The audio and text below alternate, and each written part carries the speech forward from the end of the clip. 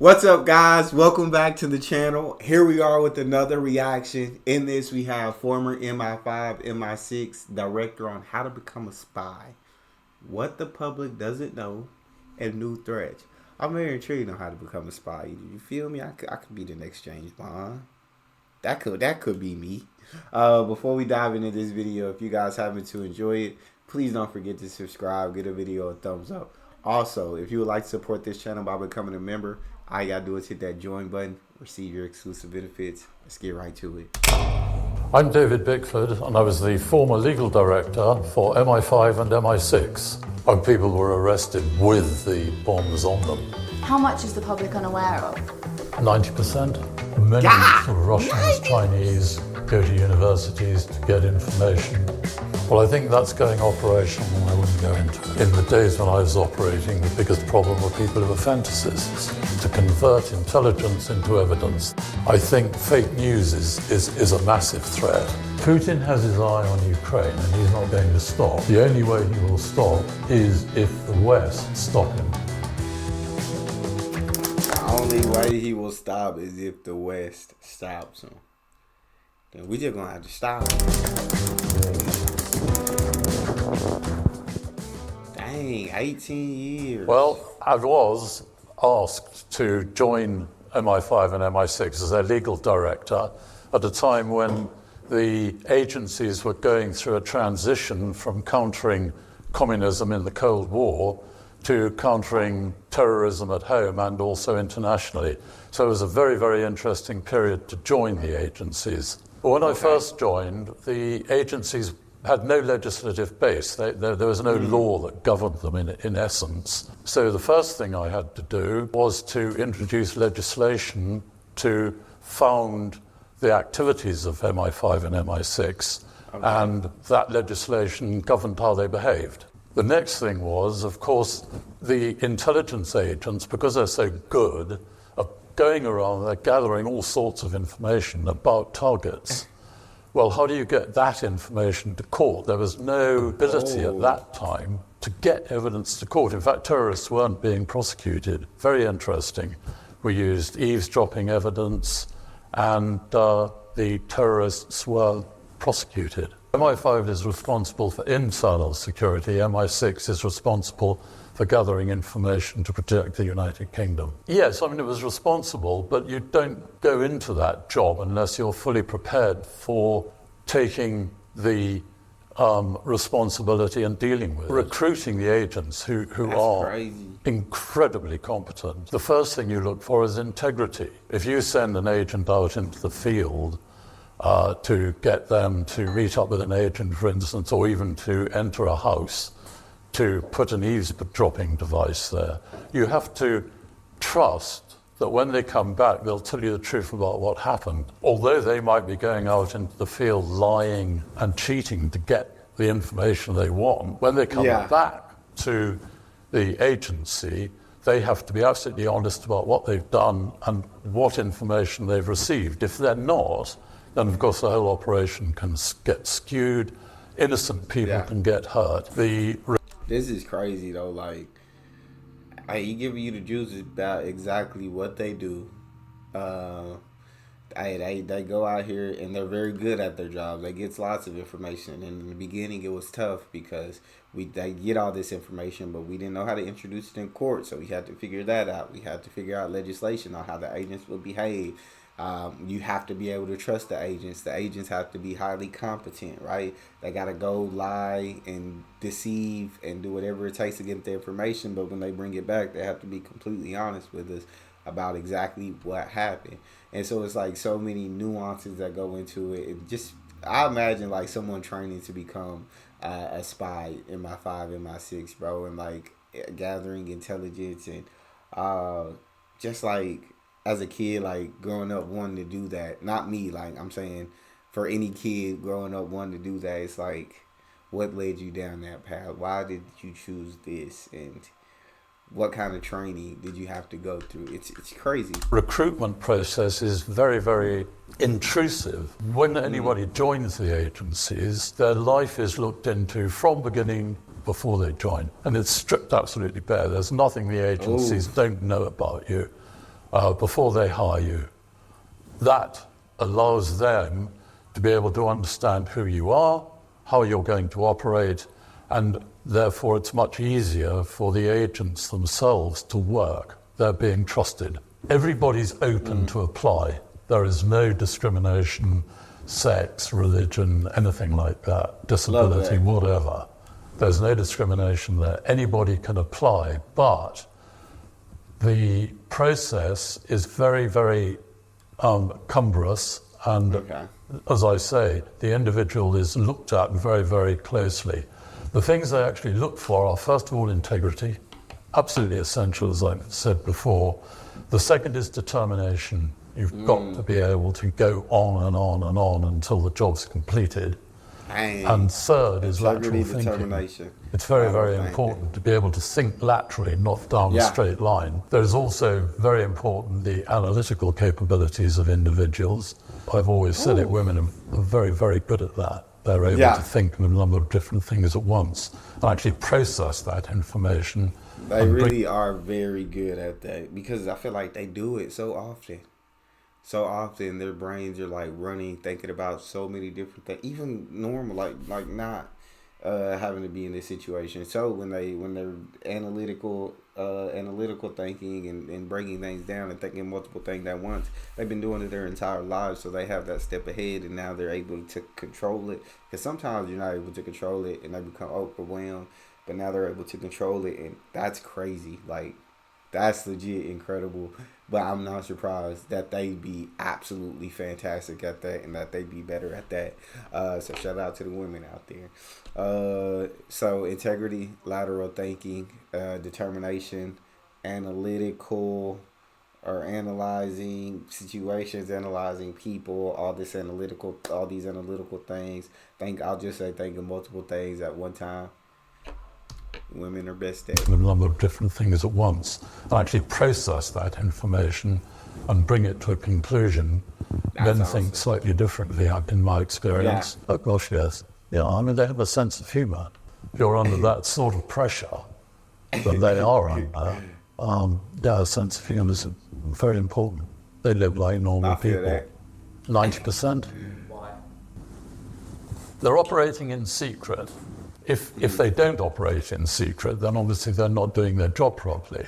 There has to be very, very detailed information about that particular individual. Not only does the information come in, it has to be corroborated by a separate source before the agencies can actually start targeting an individual. Oh, wow. Therefore, it's very labor intense. It's very expensive. Therefore, so much of this work goes on that the public never get to hear of. They get to hear of the trials. They also get to hear of the things that go wrong. And those are the two elements that they get to hear of. Otherwise, all this stuff is going on. They have no idea that it's actually progressing in order to defend the state. But there were a number that I know for a fact that were foiled. And people were arrested with the bombs on them.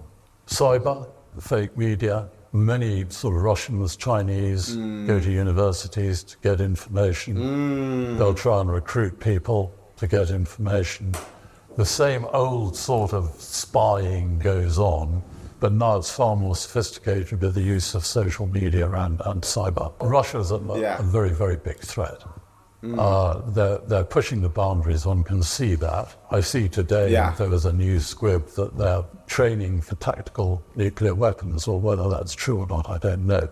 Normally that sort of thing is a scare tactic by Putin. But Putin has his eye on Ukraine, and he's not going to stop.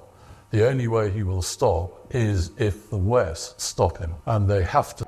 Gonna have to take that man down. Might have to take that man out. So he's thinking Russia is a big threat just due to they want to see how far they can push the boundaries. They want to see how far they can push until the consequences arise. And Putin don't sound like a man who want to stop. So like he said, they got to be stopped.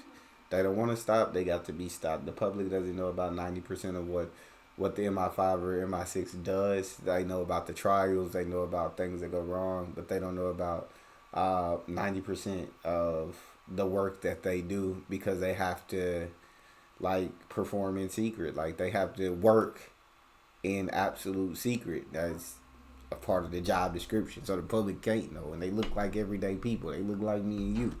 To support Ukraine absolutely to the hilt. China is tagging on Russia's tails. They're arming them. They're doing deals with them in return for Russian oil. China wants Taiwan. China wants to disrupt the West so that it can become more economically strong.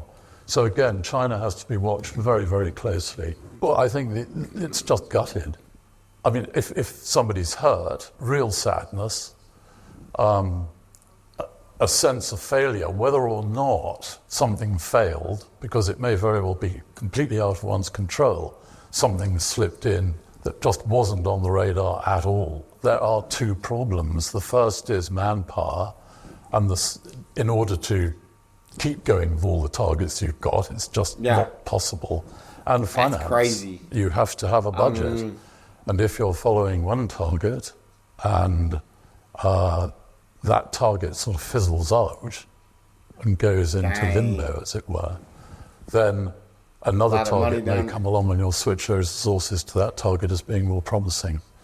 And quite sometimes it may be that the target you've lost sight of actually goes ahead and does succeed in some sort of attack. And that is absolutely gutting. In terms of intelligence decisions, I think the Director General of MI5 and C and MI6, they're the people who have to make the decisions that protect, because their job is just that, it's to protect. The Prime Minister has to sanction some operations. They're incredibly delicate. Well, the process is questioning, and the individuals who are expert in this are incredibly clever, using the normal methods of interrogation, talking and all the rest of it, is far, far more successful than any sort of Guantanamo Bay nonsense. That's crazy to think about, that like just talking, just using normal methods of interrogation, not like violence, not because torture would have got me. You threat to torture me and you got all the information I'm not built for. But he's like talking. Just being incredibly clever, it works a whole lot better than Guantanamo Bay and all that type of stuff. It's outrageous that any Western state could be involved in torture or inhuman treatment. I think the most difficult part of the job was trying to convert intelligence into evidence. When it goes to the judge, finally, you have to be certain in your own mind that there won't be anything there that is going to be useful to the defence, but you've got enough to succeed in the prosecution. Because at the moment the judge says, actually, that information is useful to the defence, it may be so vital to be kept secret that you actually have to abandon the prosecution. Quite a number. And that goes down to the intelligence agents themselves. No. Oh, what a shame. No. James Bond is brilliant. I mean, let's face it. But he goes off on his own, causes chaos and knocks off the whole world before he comes to a conclusion. There's one person living, and that's James Bond, really, at the end. Intelligence work is very, very different. It's massive teamwork. And you do not send anyone out into the field until you have planned that operation very carefully indeed. Try not to feel smug. Try not to feel smug. Putting Russia into square brackets for the moment, organised crime, that's really insidious. Fraud, online fraud, that's getting bigger. I think fake news is a massive threat. Because it's new, people will believe more of it than they would once they get used to the idea of fake news. How are you going to stop fake news? Well, I know there are a lot of people looking into that at the moment, so I wouldn't like to predict it, but I think we're going to be living with it for some time, and I think we're going to have to get used to being able to suss out the difference between what's fake and what isn't. I can't wait till the day that we can, because fake news is absolutely ridiculous. And people see one thing and they automatically believe it, and turns out it was fake the whole time, and it's just absolute craziness and chaos.